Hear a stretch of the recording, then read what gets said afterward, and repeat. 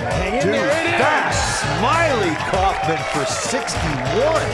Wow. I'm Smylie Kaufman, and this is The Smylie Show.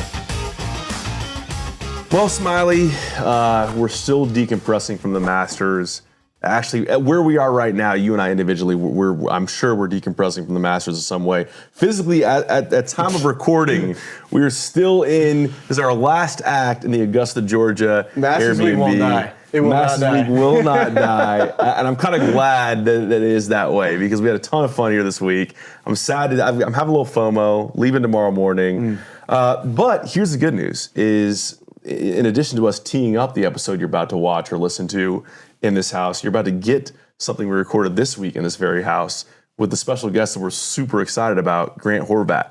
And we're going to do that tee up with the help of our friends from Ahead, because one of the key parts of Ahead is trust-based relationships, okay? So Ahead builds and manages digital platforms that power the most successful organizations in the world. Their consultative approach, unmatched engineering, and innovative solutions combine to accelerate the impact of technology in every client that they serve. Ahead's long-standing relationships are built on outcomes and experience with both their clients and technology partners. You can learn more about that at ahead.com. So Smylie, I feel like we got to sit down with Grant a little bit, talk to him, a little bit of a trust-based relationship for him there with Grant this week. And shout out to Ahead, especially weeks like this at the Masters. I know this episode is not Masters week, but still, we're so appreciative of all of our sponsors, especially Ahead, to be able to do what we love to do, which is talk golf, travel on the road, get to see some of the best golf tournaments in the world. So we're just super appreciative. And of course, this episode with Grant Horvat, it was a banger. It unfortunately exceeded all of our expectations. Grant was fantastic. We had a great conversation, and I think everybody's going to love it. I know for all of you that watch YouTube, I'm sure you're very familiar with Grant. And for me, just getting to kind of go back and talk to him about the early days of how did you get to, where you're getting 1 million a pop a view on a YouTube video, and just overall kind of give a sense of, what's next for him, what he has coming up in the cooker. Also got to kind of get some feel on that too, so a lot of fun. It's an interesting time for golf, and I can say this because Bob Does Sports, Robbie Berger, someone who Grant's collaborated with, but in a week we're coming off of Rory, thanks for all you do for YouTube, with this Masters win, huge for YouTube. It's really interesting to unpack the YouTube side of golf with a guy like Grant who's making huge waves in that space, and a guy who just is really immersed in the art of doing that and interested in the numbers, interested in the strategy, but most of all interested in playing really cool golf with cool people in a lot of cool places. So let's get right into it. Grant Horvat, here we go, and we appreciate Ahead for presenting this conversation. Welcome back to another episode of The Smylie Show, and this is one Smylie and I are very excited about because we're joined by a special guest here, Grant Horvat. Grant, I could use a lot of identifiers for you. I think the most recent, most notable one is winner of the Creator Classic on the iconic 17th hole at TPC Sawgrass. And we're recording this during Masters Week.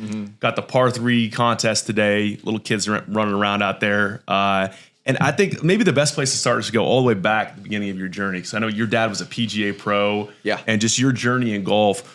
What are some of the first memories you have of picking up a golf club, learning how to play the game with your dad? Yeah, it's funny because I grew up being around the game so much, and I actually didn't get into golf until I was 13 years old. So it took a while. Like, I remember my dad, him being a pro, he was telling me that I was way behind. And I wanted to play in college right after I started to get the bug. And he's like, you have a ton of work to do to catch up, because all these kids have been playing since they're like, 6 and 7 years old, and they're so good by the time they're 13. That's right. And I was shooting hundreds, 90s, and I was trying to play catch up. But yeah, no, it definitely started to grind after that, and loved the game ever since then. Did you play other sports growing up before? It did. Yeah. You wouldn't think. Boy. Well, you're tall. I mean, my first instinct would have said you Depends on the sports. You definitely hooped maybe a little bit. Yeah, so I played basketball. Okay. Yeah, I played basketball, but I don't know. I think when you just play golf, you I was watching videos of me running when I was young, and I actually looked like kind of like an athlete. Okay.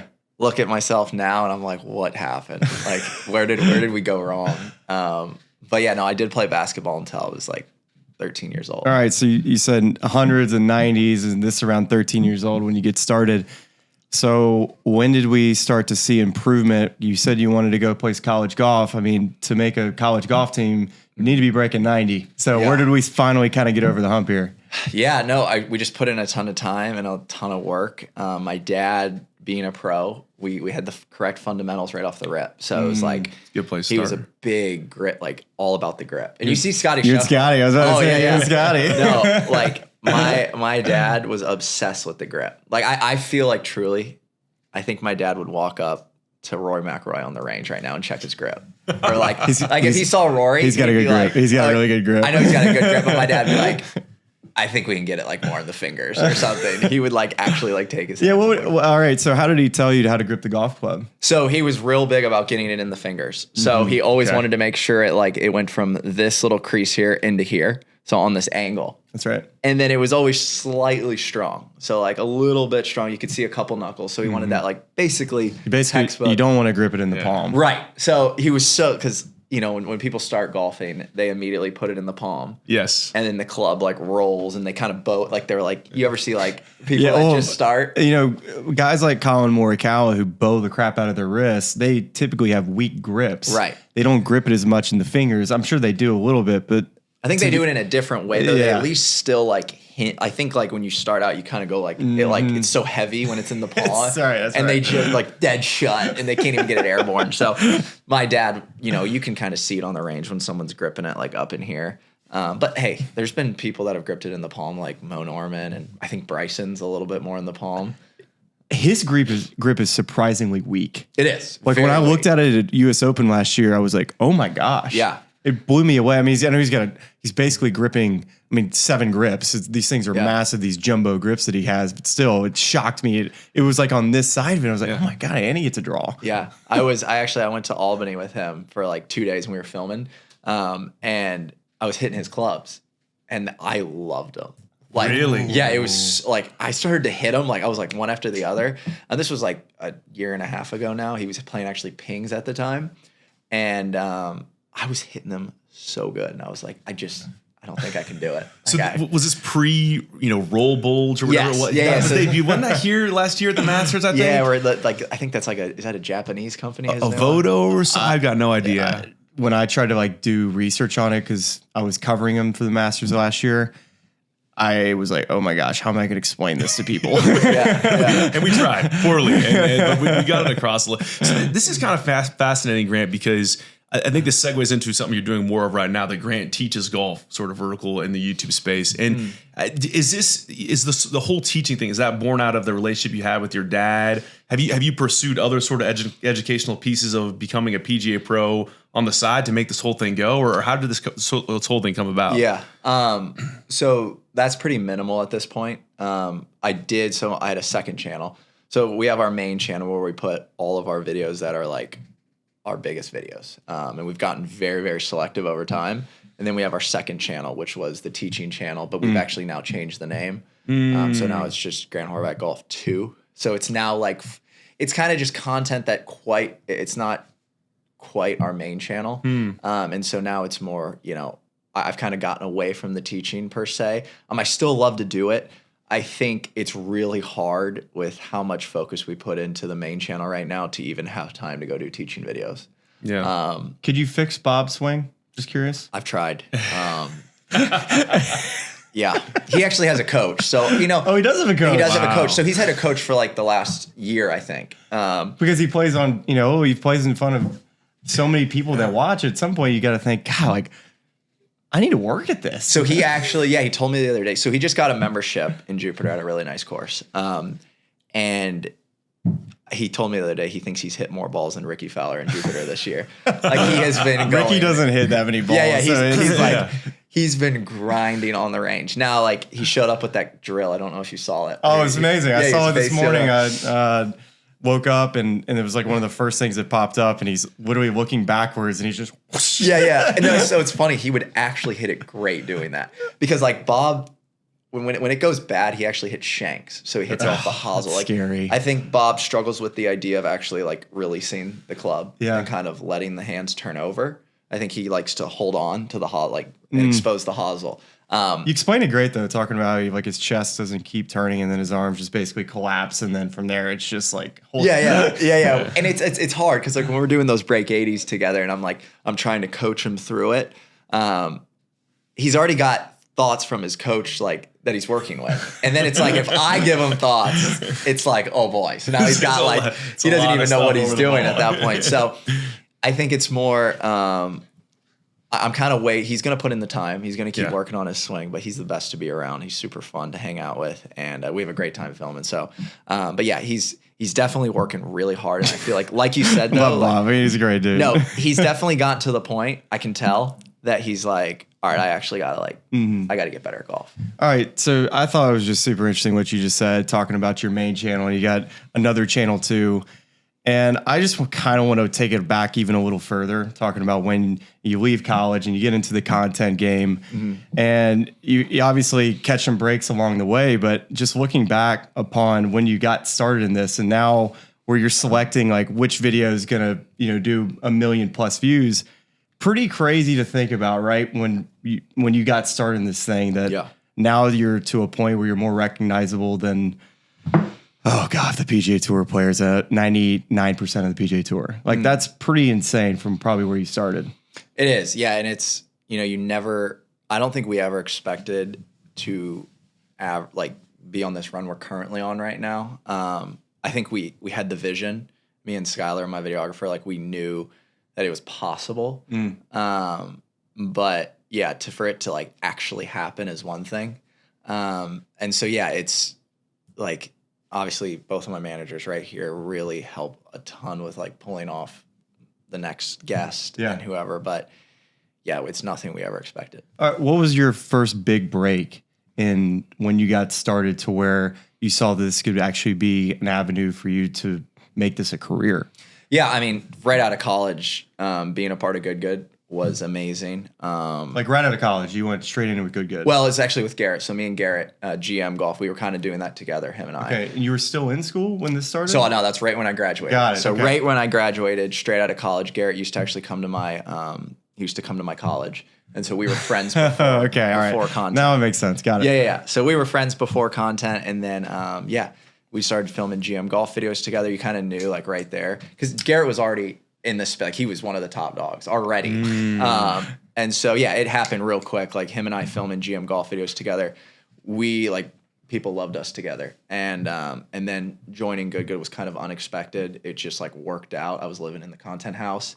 So yeah, it just all kind of like when you're a part of that, you're like, wow, this is like real and people care. Gotcha. Like it's the first time. I remember going to a golf tournament with Garrett, and there's like a line of like, and this is like, 3-4 years ago, there's like a line of like 40 people, like trying to get a photo with them. And I'm like looking at this, and this is right when I'm getting into the space, and like I'm still getting, there's people saying, Grant, what's up? And but it's like I've only been in like a couple videos, so it's like there's still people saying hi, but like Garrett was like, just wait, just like give it time, and this is gonna like happen to you. And I was like, there's no way. But have you fully adjusted to the fame yet? Yeah, it's definitely, it is wild. It does take because we're continuing to grow pretty fast. So I think it's just getting more and more and more. And so it's definitely something you can't really prepare for. But it's every time I meet somebody that watches a video, I'm always going to say hi. Right. I'm always going to have time for them. Yeah. Is it interesting to think about where we are in terms of just the landscape of golf content, where there's a lot that's been reported on the whole creator classics and the whole LIV thing, and what happened behind the scenes there. But just at a treetops level, the amount of leverage you all have as content creators relative to guys who are playing professionally on the PGA Tour, that to me blows my mind. Yeah, it feels. I mean, we've always said, me and Sky, it's like I can go film with a LIV player and I can go film with a PGA Tour player, and it feels like when you post it on YouTube, people truly just don't care like anymore. Like they're, when LIV just came out, it was very heightened and everybody had an opinion. I feel like now, and that's the thing. Like I love to go play with PGA Tour players. I just filmed with JT. That was amazing. And then we'll go like the next week and go film with John Rahm. And it's like, people are just like, when they're on YouTube, it's like this middle ground right now where we're kind of like in between. So it is interesting. Has that been difficult for you at all in this? Because obviously the PGA Tour and the LIV, they have their own battles of trying to figure out how these two are going to work together. And like you said, YouTube content creators, they kind of have their space right now where they feel like they can do both. Has it been difficult for you managing that from a business perspective of, you are a councilman on the creator council here with the PGA Tour, and then of course you just did LIV Duels.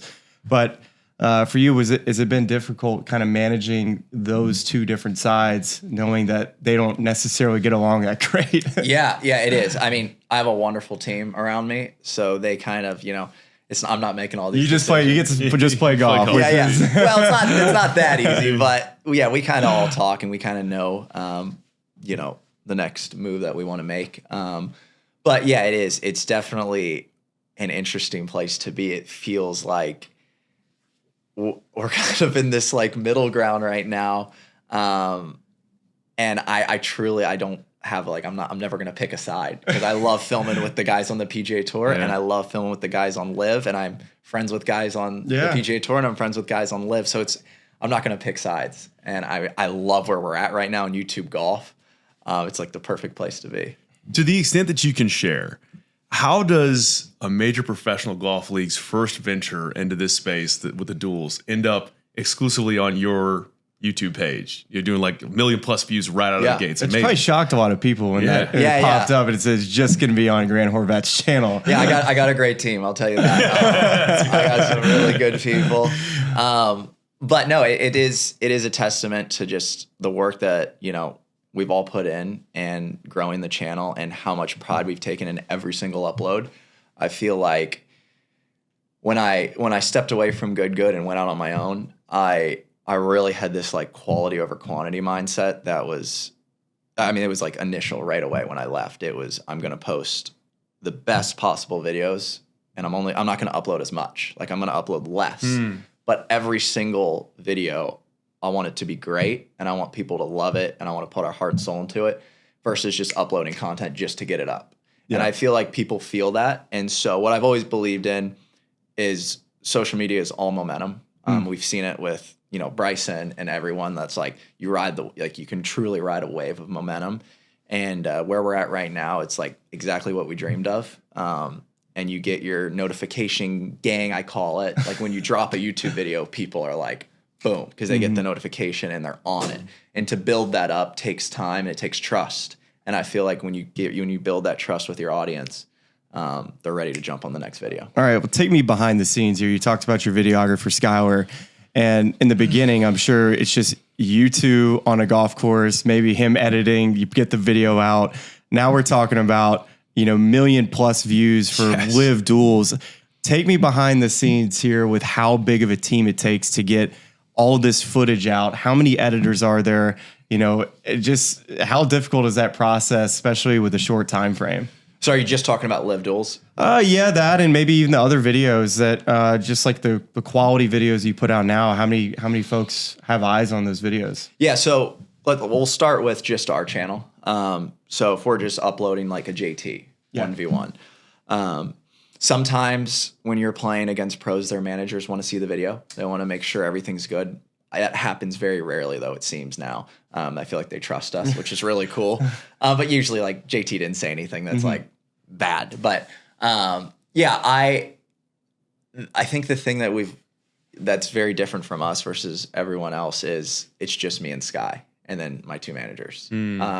I don't have a giant team. I don't have 6 editors. Like, it is Sky and me. And so it's always been us for the last couple years. And so you can edit? I can't edit. He does everything. He films and edits. So Sky is an absolute beast. But when we're shooting, we need more like people holding cameras, videographers. So we always bring out some people. We'll freelance some people. But Sky is the only guy that I use. He makes every thumbnail. We talk about titles together. And he's gotten so much better because when he first started, like he was just getting into the YouTube golf world, and his editing has just progressed like crazy. And he takes so much pride in his work, and he lives and dies by, you know, every video that goes up. Like he's putting tons of pride into that, and like, I want to make the next big video. And so he's been killing it too. Our boy Jackson back here is getting so right. inspired, man. He's Come just on, like, Jackson. he's like, man, that's gonna be me. Come on. Those shot tracers, baby. Good luck, man. You better learn After Effects. All right. Okay, there we go. He's Come down. on. Well, just to take it back a little bit, I'm just curious. You talk about your progression of golf early on. Were you, you know, the type of kid that liked to make home movies and things like that? Like, were you interested in the content side of things early on? So not really. I wanted to be a YouTuber. It's funny. I always wanted, like, I had this dream. I started actually a fishing channel. Wow. Okay. And I remember. Do you have any clips of that? Can we roll It's those tough. in? Yeah, no, it's like real bad. Like people will look it up. They've already found it. But Bring me into one of your fishing channels. Like, would you bring us in the first couple seconds here? How would you introduce it? Yeah. Oh my gosh. It was like, so it was actually me and my uncle. And it was like, I'm G, and then he would say, I'm T. It was Team GT Fishing. Oh, I just leaked it. Gosh dang it. Yeah, you got me. That was good. I would say, I'm G, and then he would say, I'm T, and together we're Team GT. And we'd like do this. And it was the worst thing ever. I think I uploaded 2 videos and gave up. But I remember I got this GoPro. I was actually in college. I remember where I was vividly. I was actually at the library. And for some reason, I had this like inspiration that I was going to be a YouTuber, but it was going to be fishing. And so like I had my GoPro, and like I brought it on the boat every time me and my uncle went.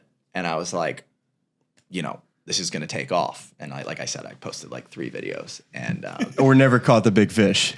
well, we actually caught a real nice one on camera, but it was just terrible. Like I didn't know what I was doing.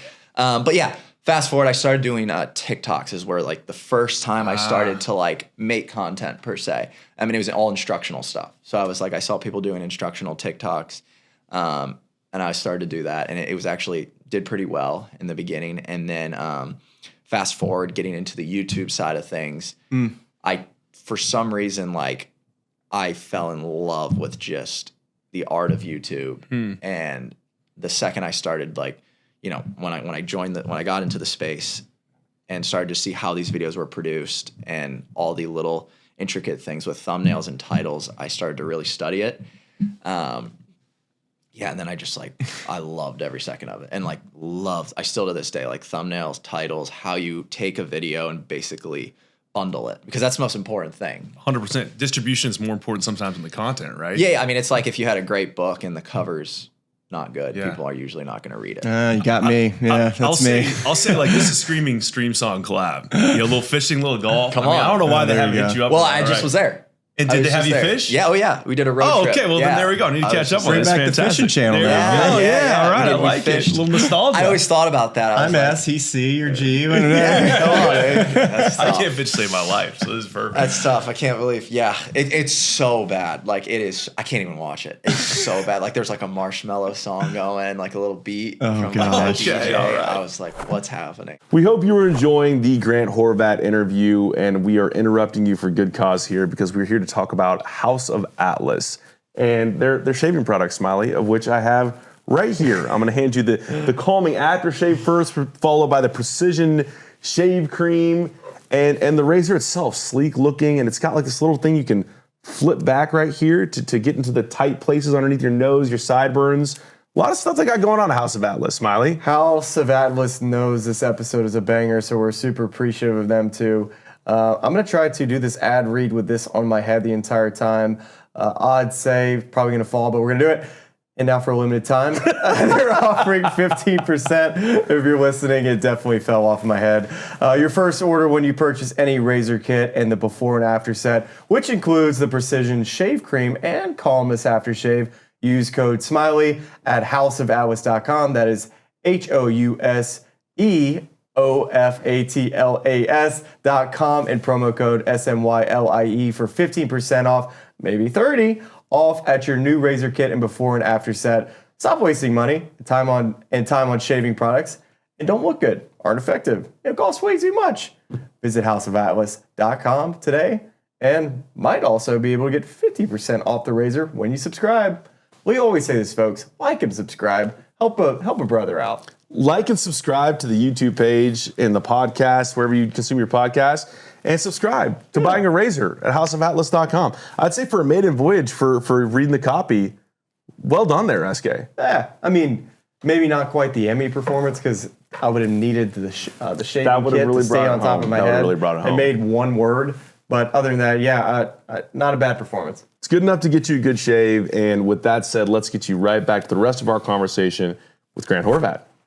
Well, you're the second YouTuber we've had on our channel. We've had Wesley and George Bryan, which Yeah, I was just with them. Yeah, I just interviewed them, I'd say a month ago.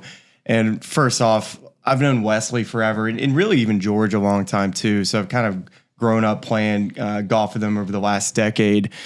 And it was super interesting getting their perspective on a lot of things, but we really did talk a little bit about the Major Cut Series. Mm-hmm. And for me as a player, somebody who played professional golf and played in major championships, I find it very enticing because I think every person that's sitting on their couch always thinks of hypotheticals of, hey, what if you were the running back of the New York Giants? You got the same amount of carries as, we'll use Saquon Barkley as an example, who used to play there. How many yards would you get? Right. Well, let's use that in golf now. It's like, what if this really good player who's not a pro and he played, would he make the cut? I think it's a phenomenal idea, and I just kind of wanted to get your perspective of your favorite one y'all filmed and just how the idea came about.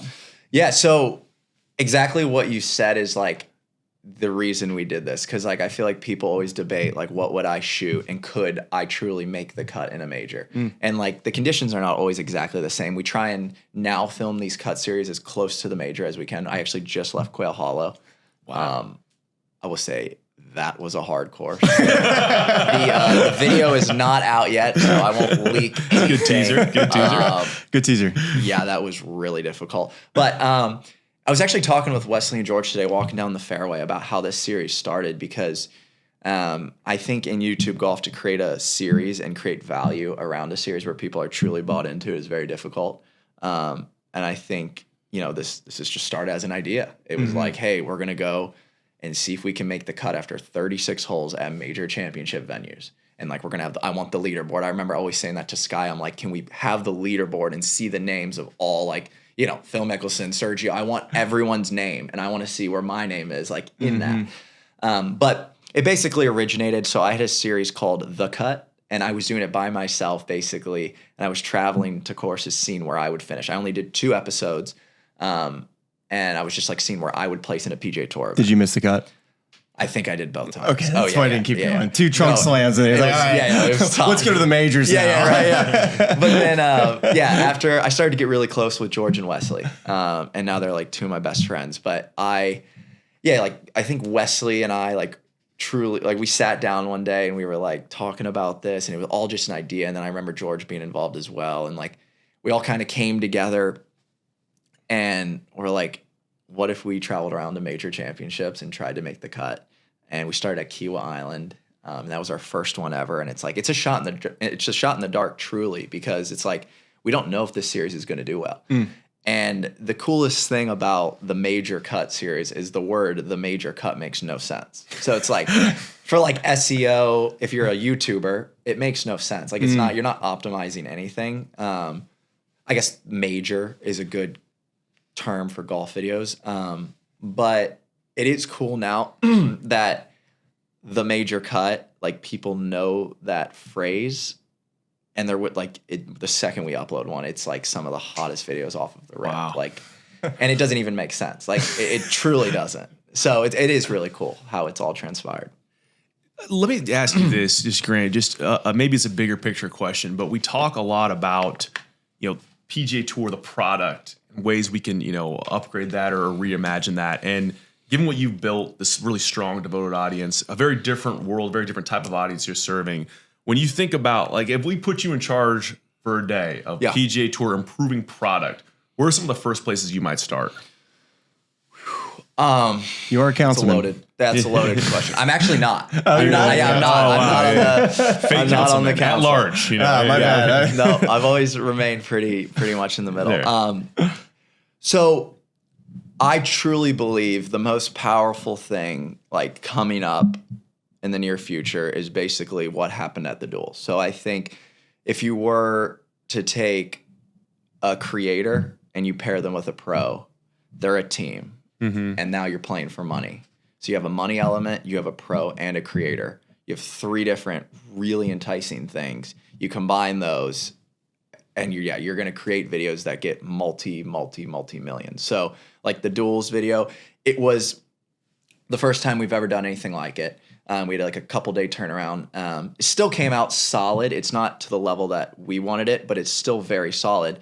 And we'll check back probably in, let's give it 5 months, 4 months maybe. And this video could have 3 to 4 million views, which that's 4 million golfers. That's a ton of people. And these are truly engaged views. Like you have to, in YouTube, you have to actually like click on the video and watch it for 15 seconds, I believe, for it to count as a view. So these are not just like, you know, it's playing in the background at a restaurant. You know, these are like truly engaged viewers. And so, yeah, it was an absolute success. But it like back to your question, if you're telling me like what's the next, how would you create maybe the most eyeballs on the tour? I would say it's essentially taking, you know, Scotty Scheffler, Justin Thomas, Jordan Spieth, and getting these guys to basically be involved in these videos. And they're giant videos. I don't know exactly what that looks like, but I feel like that is truly how you create the biggest impression. Do you think that would affect ratings in a positive way? Or do you think it would just be another way to personalize and get to know these players even better? Does that make sense? Yeah, no, I definitely think it does, because I feel like we have a demographic, especially from what I've felt and what I've seen, is there's a ton. We've kept it family friendly, so we have the ages from, you know, let's say Dude Perfect's the one who started that whole thing, right? Yeah. But we never, there's no cussing in our videos. Yeah. Like we keep it very family friendly, and our idea is that like somebody can sit in the living room with their family and watch a video, and we don't want the parents to be like, oh, the kids can't be here. Like I want everybody to watch the videos. And I feel like it's been a great model. And that's, you know, that's a demographic that they've been so invested into YouTube, the younger ages, like let's just say 10 to 17 years old. They watch, you know, that's like if I go to a junior tournament, like there it's rare that a kid does not know YouTube golf. Like it is every single crazy, one. Right? Never misses. And I feel like, but it's fast-paced golf YouTube. There's cuts, there's edits. And so for them to go from YouTube golf, which a lot of them watch, to then a slower-paced event, it probably, I'm not saying I don't know all the answers, but I would say they're probably really watching a lot of YouTube golf and maybe not as much slower-paced golf. So the one question that I asked earlier that I just wanted to follow up on, talking about all the footage that it takes to edit, you said your channel and the Duels LIV. How many editors y'all need for that whole? Because that had to be a massive file to try to go through. You say 8? 25. Yeah. 25 editors? Yeah. And if you look in the background of the Duels, you're seeing these giant broadcast cameras and everything. Like I said, this was our first one, so it was a quick turnaround. But I'll tell you one thing. Everybody worked really hard. It was a great week. We had tons of fun.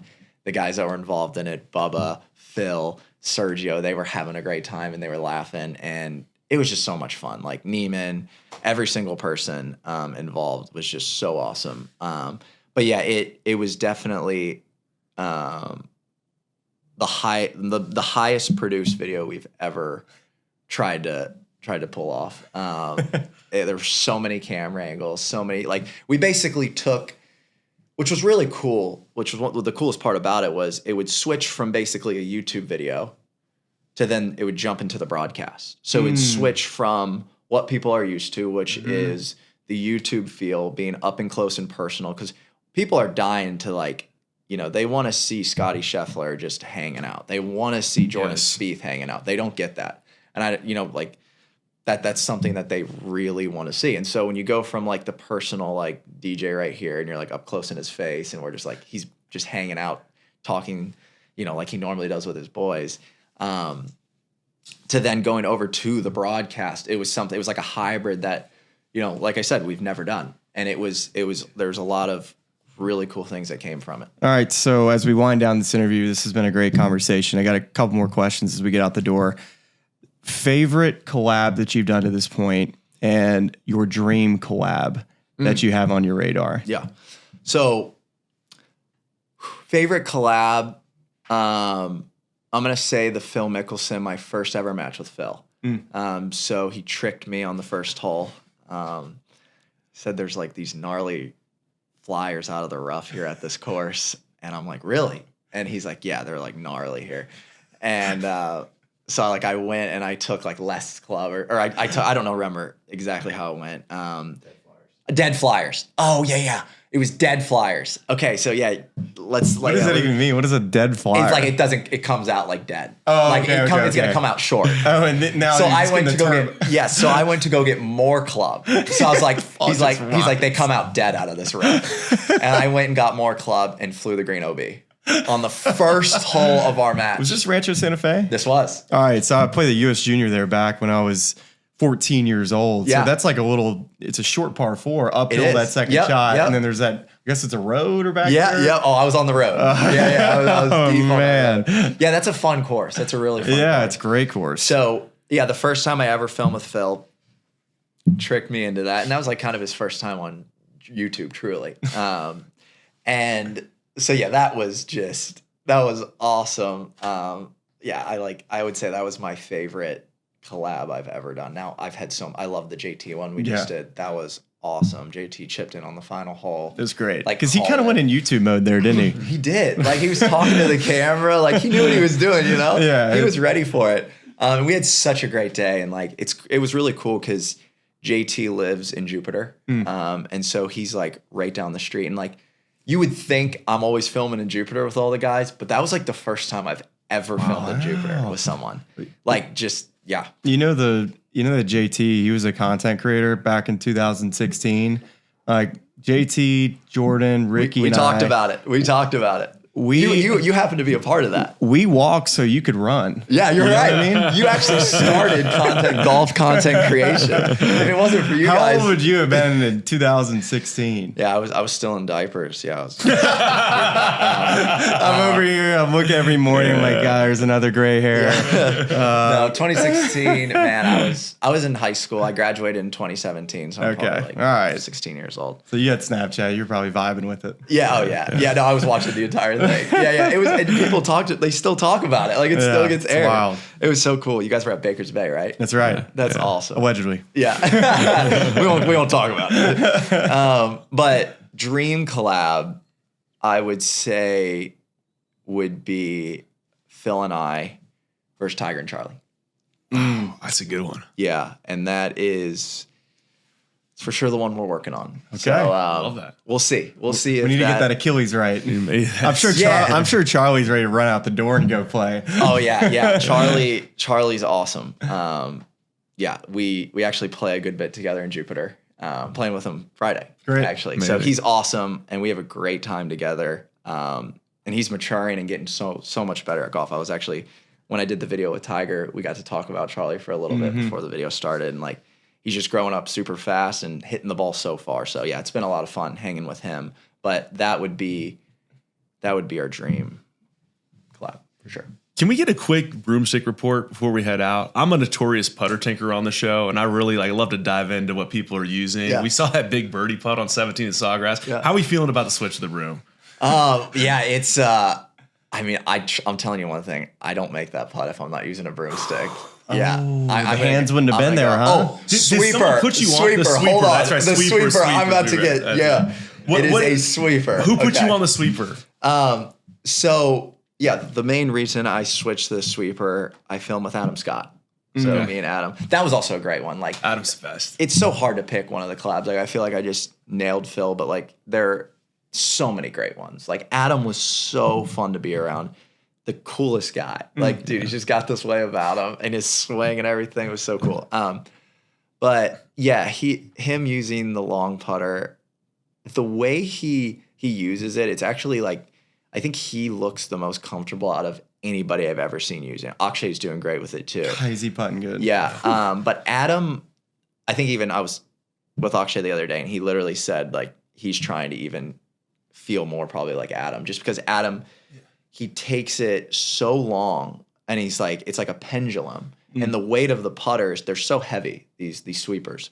So you kind of just use the weight of the putter. Once you get this comfortable, I like to feel this elbow actually point towards the target. Akshay was saying, like, right when I switched to it, he texted me like the next day and was like, make sure when you're using the sweeper that you basically, when you get it here, you point your almost goes down elbow. the target Yeah, line. this has to go down the target line, this left elbow.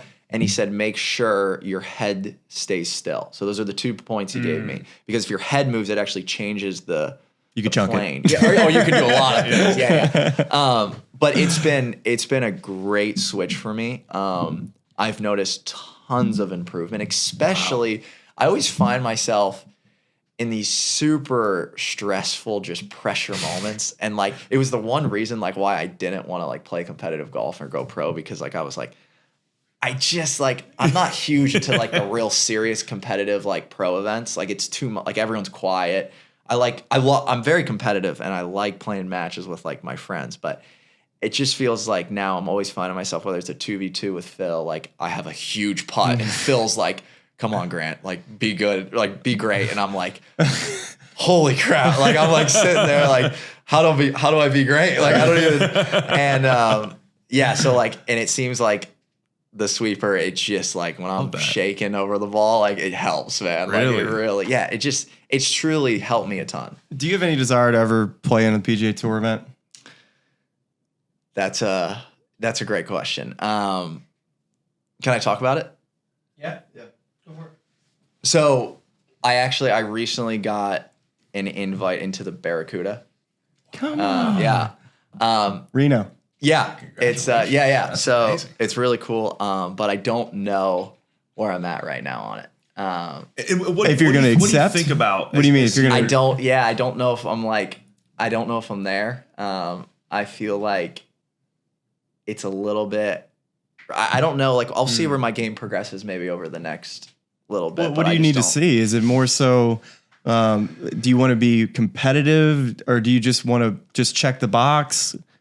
Yeah, it's definitely, so like I said, I've never expected this. Like the Creator Classic was the most nervous I've ever been. You know, I stood up there was like 2,000 people waiting on the first tee. I don't know how. And it's not an easy tee shot. No, it's not. And I'm like, it's actually a nightmare. yeah, and I'm freaking out. And I'm like, and I'm over that ball about to like drop dead. Like my heart is like out of my chest. And I'm like literally thinking about why I like stopped competitive golf. I'm like, this feeling, like I can't feel anything right now. And I'm just like, anywhere, like just get it out there. And yeah, so I made contact, which was great. And somehow shot even par. Like looking back at it, I always talk to Josh and I'm like, how did we actually win that? Like I rarely beat George or Wes. And I'm like, how did we do that? Wow. And especially making the putt on 17, like that just fired me up. Yeah, because it was like, I didn't want to just lag it up there. Like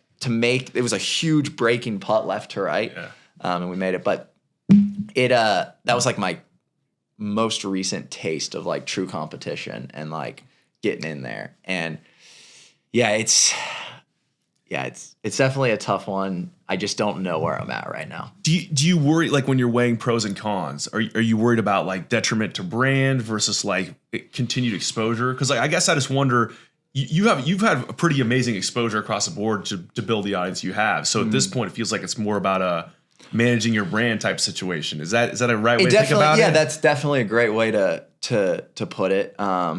It's not that, you know, I truly believe in my game and I think I'm not going to shoot some crazy high score like I did at Quail. But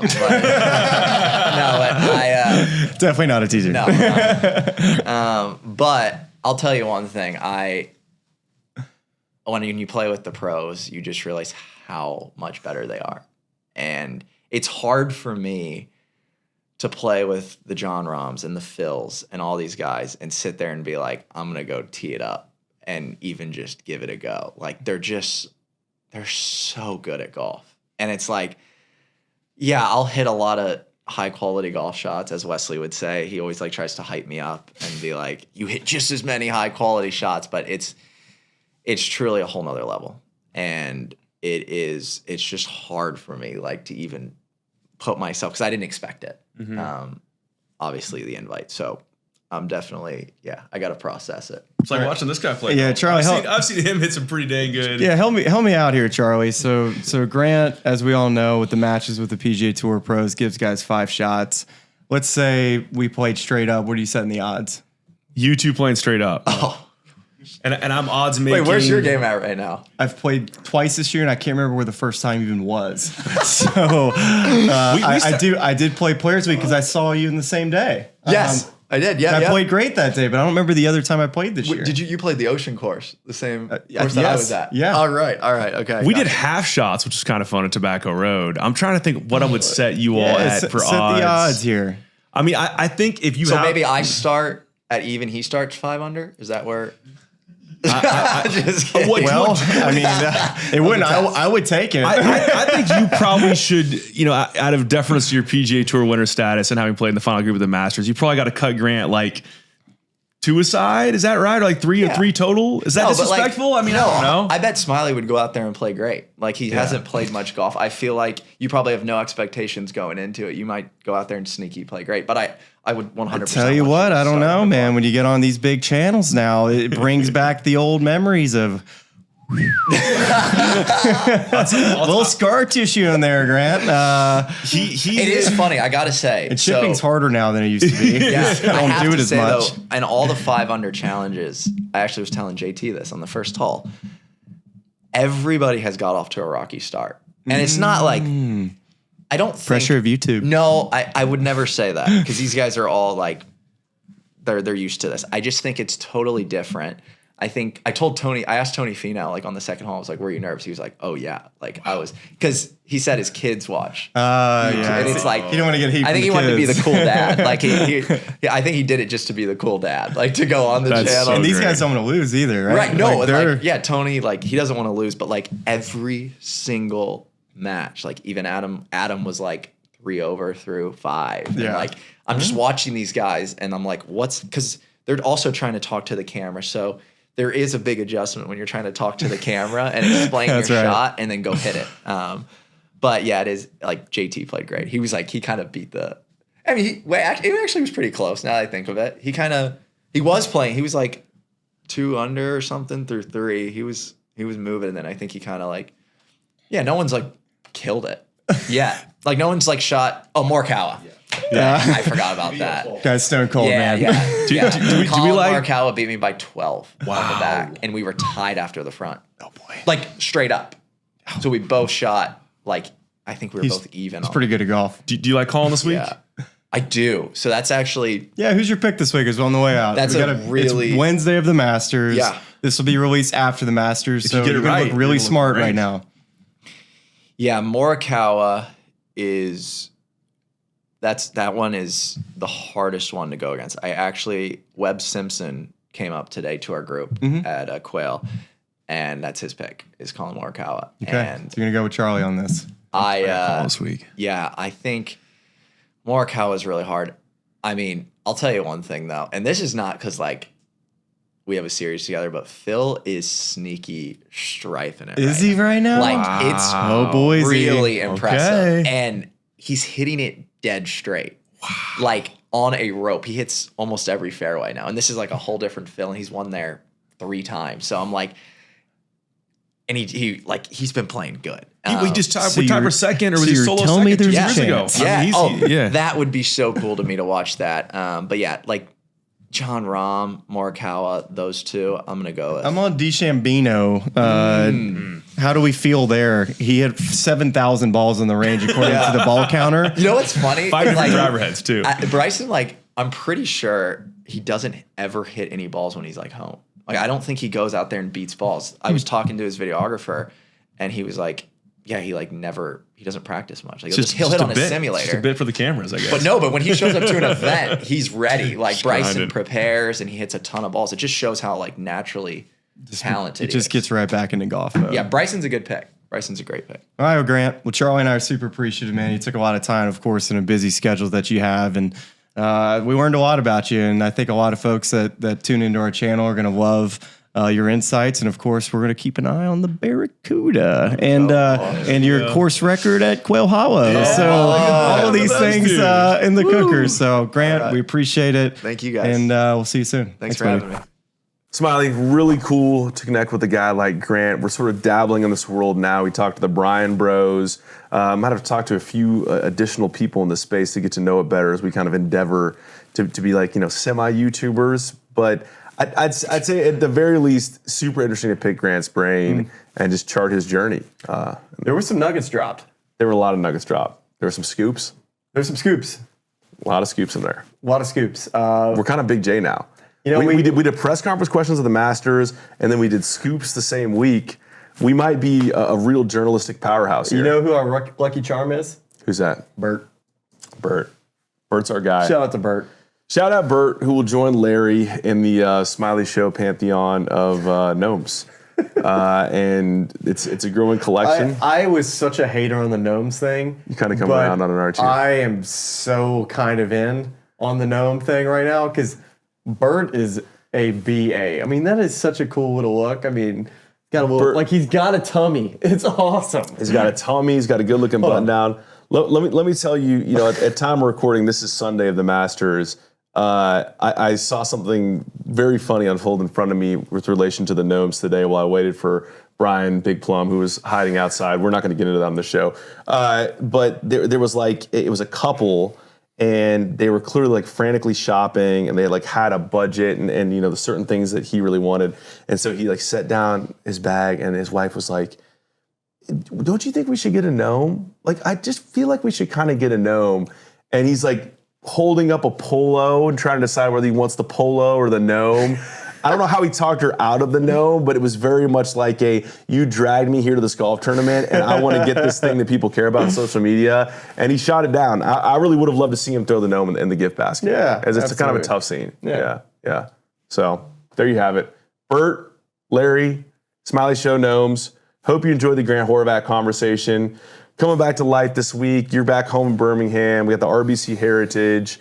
Anything you want to send the good people out on before we depart Augusta, Georgia? Yeah, no, thanks for tuning in all week. It's obviously to be able to bring an episode like this to you the week after. We're going to just keep riding the wave, and hopefully Charlie can not only find a wave, but maybe even get a boogie board to locate the ocean to help us out with Instagram Live picks on Wednesday for our one and done.